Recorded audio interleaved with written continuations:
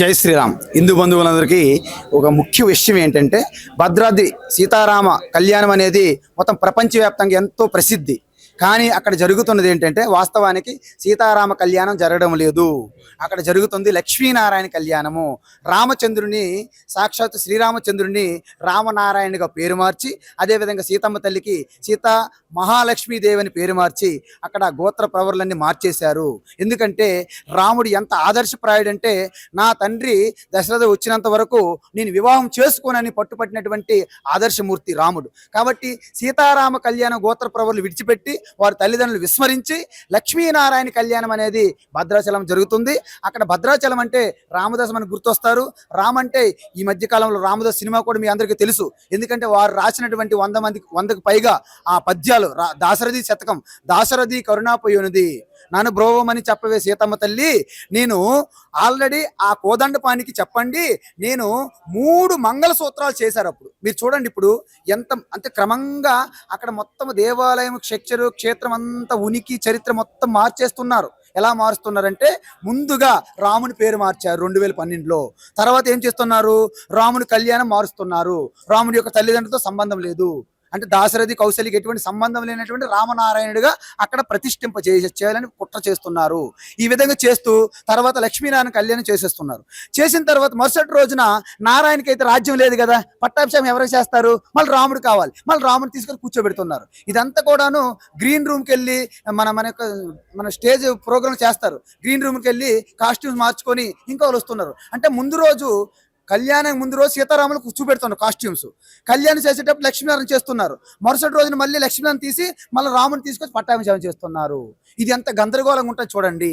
ఎందుకంటే మన ఆస్థ, మన ఉనికి, మన చరిత్ర, మనకు ఆదర్శం, మనకు అన్ని నీతి, నిజాయితీ, సత్యం, ధర్మం అన్నిటికీ మూలము శ్రీరామచంద్రుడు.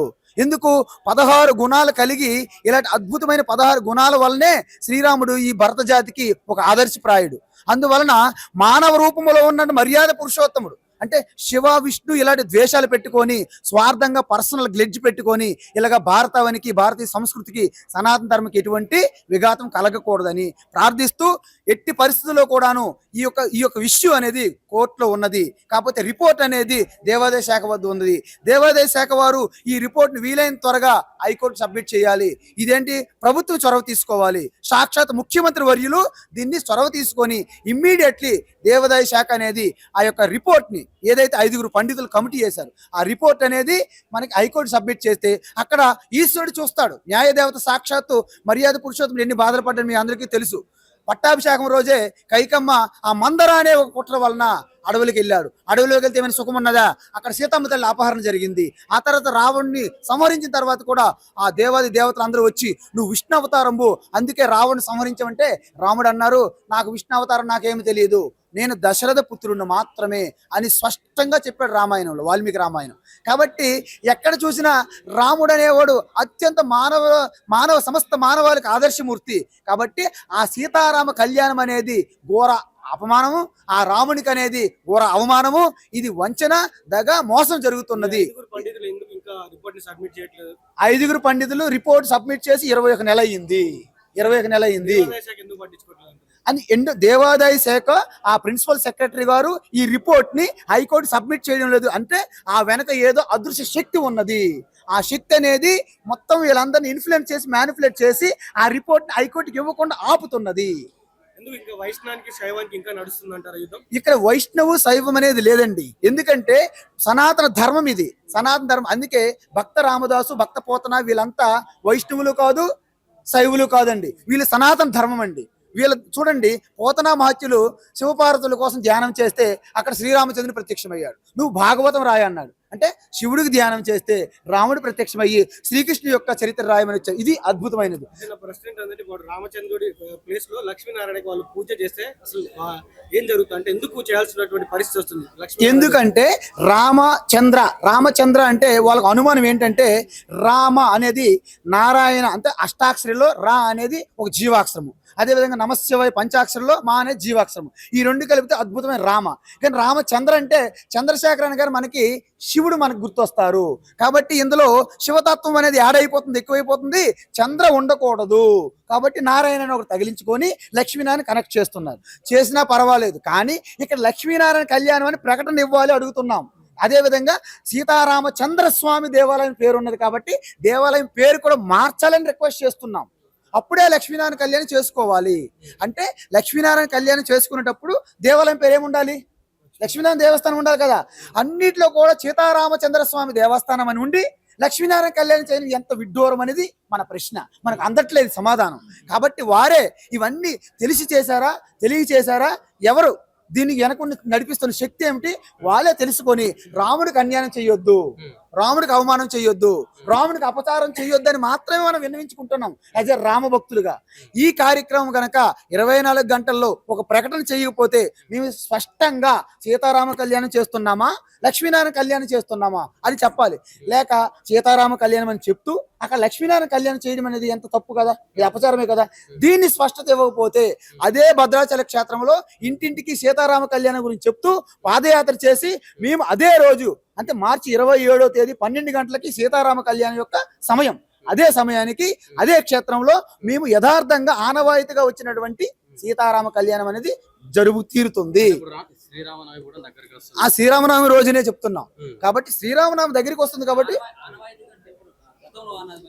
గతంలో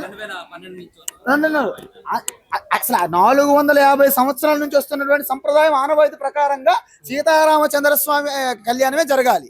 సీతారామచంద్ర ఏంటి, రామచంద్రుడి యొక్క గోత్రం ఏంటి, అది వశిష్ఠ గోత్రము. ఆ యొక్క ప్రవర ఏంటి, దాశరథ, అజుడు, నాభాగుడు. అదేవిధంగా సీతమ్మ తల్లి యొక్క గోత్రం ఏంటి, గౌతమ గోత్రము. ప్రవర ఏంటి, మనకు ప్రవర చూస్తే జనక మహారాజు, జనక మహారాజు తర్వాత రస్వరోముడు, రస్వరోముడు తర్వాత స్వర్ణరోముడు. ఈ విధంగా ప్రవరతో చేసి సీతారామచంద్ర స్వామినే వరాయ అని చెయ్యాలి.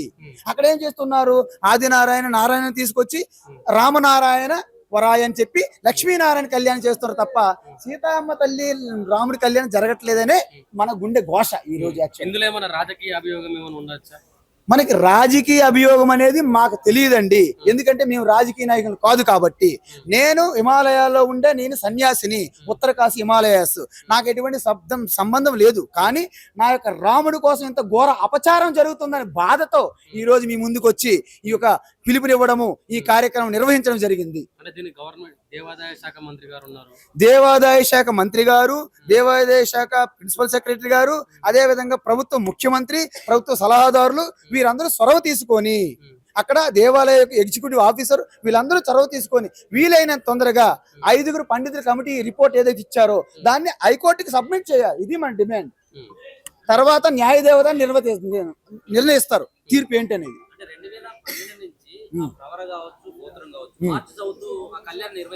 అవును,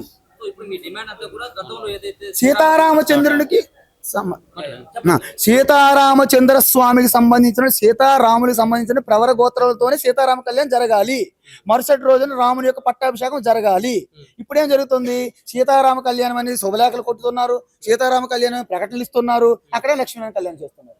మరుసటి రోజు ఏమో రాముని పట్టాభిషేకం చేస్తున్నారు. ఎందుకు, నారాయణకి రాజ్యం లేదు, పట్టాభిషేకం ఎలా చేస్తాము, క్షీర సముద్రంలో ఎక్కడ చేస్తారు, ప్రపంచంలో ఎక్కడ చేస్తారు, వ్యాపకమైన నారాయణని. మళ్ళీ అప్పుడు పట్టాభిషేకం రాముడు కావాలి, మళ్ళీ రాముని తీసుకొచ్చి కూర్చోబెడుతున్నారు. మీకు అర్థమవుతుంది కదా. పట్టాభిషేకం అప్పుడు లక్ష్మీనారాయణ చేసేస్తారు ఏదో కవర్ చేసుకొని, కానీ కళ్యాణం పట్టాభిషేకంలో మాత్రం రాముడు కావాలి. అక్కడ ఉన్నటువంటి అర్చకుల పని అయితే లేకపోతే ఇంకెవరైనా అక్కడ ఉన్నవారు అర్చకులు అందరూ కూడా దీనిలో ఈ ప్రణాళికలో జరుగుతుంది క్రమంగా స్టెప్ బై స్టెప్. మీరు మొట్టమొదటి నాకు అక్కడ అన్ని ప్రూఫ్లు ఉన్నాయండి. కంచర్ల రామదాసు అంటే రామదాసు గారు మొదటి శుభలేఖలో ఎలాగ వేశారంటే 3 ఉంటాయండి మంగళసూత్రాలు. అక్కడ ఎక్కడా ఉండదండి ఇలాంటి విచిత్రం. మనకు 2 ఉంటాయి మంగళసూత్రాలు, ఎందుకంటే వధూవరుల తరపు నుంచి వచ్చినవి. అక్కడ 3 మంగళసూత్రాలు ఉంటాయి. ఒకటి జనక మహారాజు తరపున, ఇంకొకటి దశరథ మహారాజు తరపున, 3వది సమస్త రామభక్తుల తరపున 3 మంగళసూత్రాలు ఉంటాయి. మొదట ఈ మంగళసూత్రాలు అనేది రాసేవ శుభలేఖలో. ఈ మధ్యన వస్తున్న శుభలేఖ చూడండి, ఆ పేర్లు తీస్తారు. 3 మంగళసూత్రాలు కూడా రామదాస్ జస్ట్ పెట్టాడని రాసేస్తున్నారు. అంటే క్రమంగా 1 by 1 రిమూవ్ చేసుకుని తొలగించుకుంటూ వస్తున్నారు. ఇది ఒక ప్రణాళికబద్ధంగా జరుగుతున్నది, ఇది ఒక కుట్రపూరితంగా జరుగుతున్నది. ఇక్కడ రామచంద్ర స్వామి ఉండకూడదు, ఇక్కడ లక్ష్మీనారాయణ రామనారాయణ పేరుతో ఉండాలి అనే ఒక వాళ్ళ యొక్క ఉద్దేశం.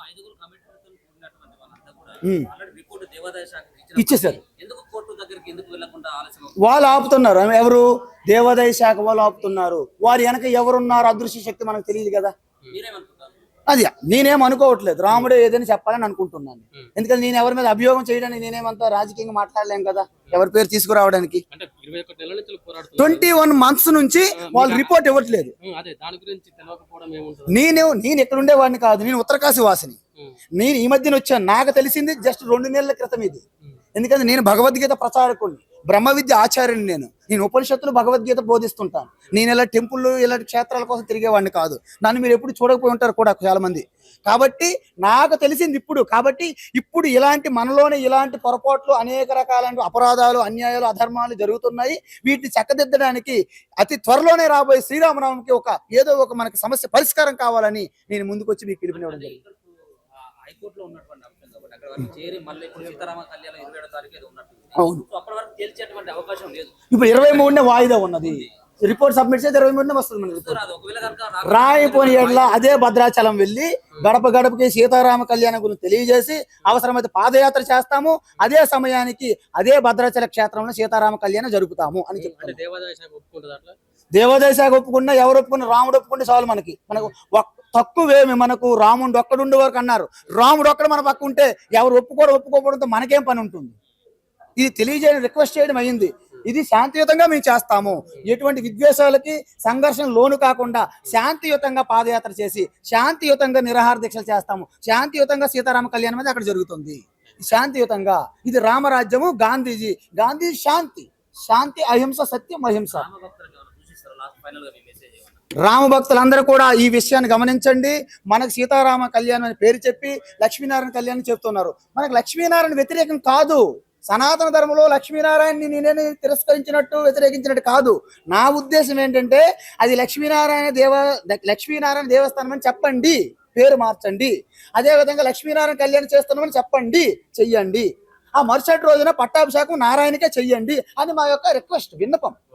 ఇది చెయ్యకుండా అది సగము ఇది సగము, ఇదేదో సినిమాల కాస్ట్యూమ్ మార్చుకొని ఫస్ట్ శ్రీరాముని చూపెట్టడము, ఆయన పక్కతోసి లక్ష్మీనారాయణ కళ్యాణం చేయడము, ఆ మరుసటి రోజు మళ్ళీ రామ పట్టాభిషేకం చేయడము, ఇదంతా చూస్తే ఒక డ్రామా నాటకం అనిపించడం లేదా? కాబట్టి రామ భక్తులకి ఏమవుతుంది? రాముడు అనేవాడు ప్రతివాడు మన చేతి మీద పచ్చబొట్లు పొడిపించుకుని రామరామని ఉన్నది. మన అణువణువు రామరామ శబ్దంతో ఘోషిస్తున్నది. ఆత్మారామగా వెలుగొందుతున్నాడు, విరాజిల్లుతున్నాడు ఆత్మారామ.